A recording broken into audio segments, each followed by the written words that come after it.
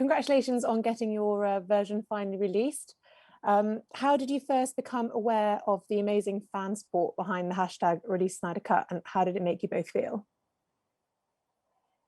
I became aware of it just slowly I'm on a social media platform called Vero, and a couple of the people I follow started posting this like Release the Snyder Cut stuff with all these like showing me all these crazy things like the fans picketing at the studio, or whether it be like a billboard or something crazy. So I was kind of like, I would say, Debbie, look at this. This is weird.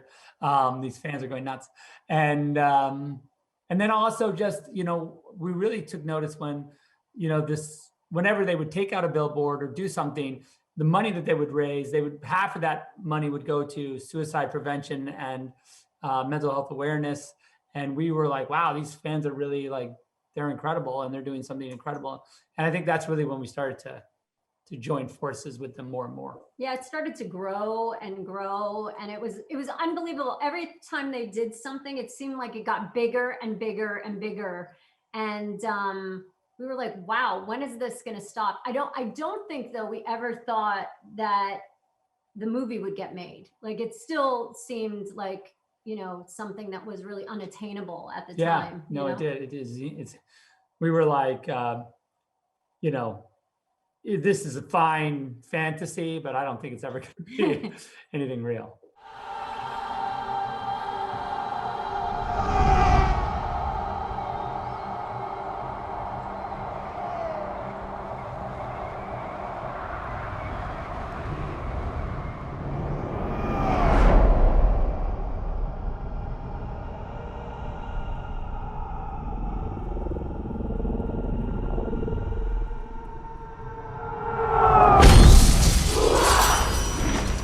With the runtime over 4 hours, it's quite a lengthy watch. Why did you decide to release it as one full film and not the miniseries as previously spoken of? Well, listen, I think the great thing about this being on HBO Max is it gives people the opportunity to watch it however they want to watch. And I think, when HBO Max launched, they've gotten feedback of how they released a lot of things. Some things they released piecemeal, and some things, have been released on streaming services all at once. And I think the fans, what we came to realize is the fans want this all at once. But for those who don't want it all at once and want to watch it in parts, they came up with this really great timeline, and there's breaks in the timeline that line up with all the chapter headings that we have in the film. So you can binge watch it over 4 hours, or you can watch 2 parts at a time, or you could go back and like rewatch your favorite part.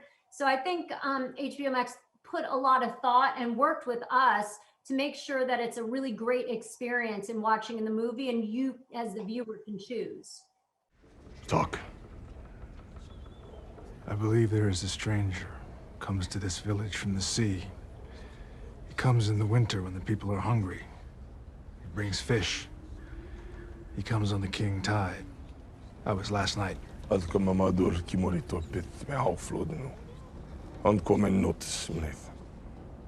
You have eyes, so see. Icebergs in the harbor. It's 4 months since the last ship got through. Well, this stranger doesn't come by ship. Have you left any goodies out of the final cut that will be included in the physical film?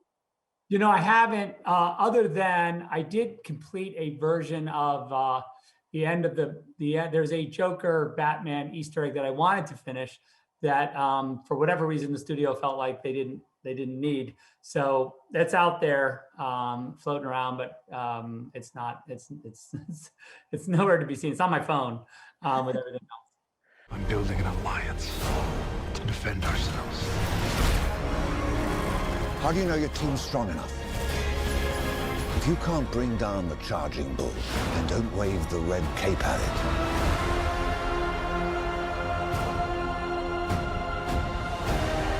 You were sent here for a reason.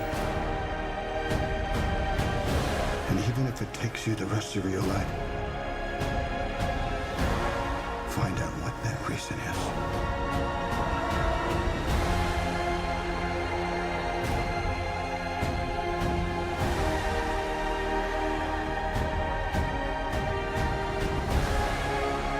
They said the age of heroes would never come again.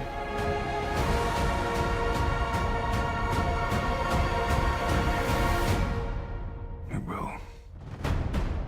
It has to.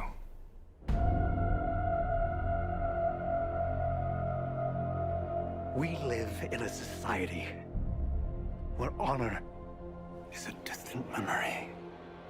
Isn't that right, Batman?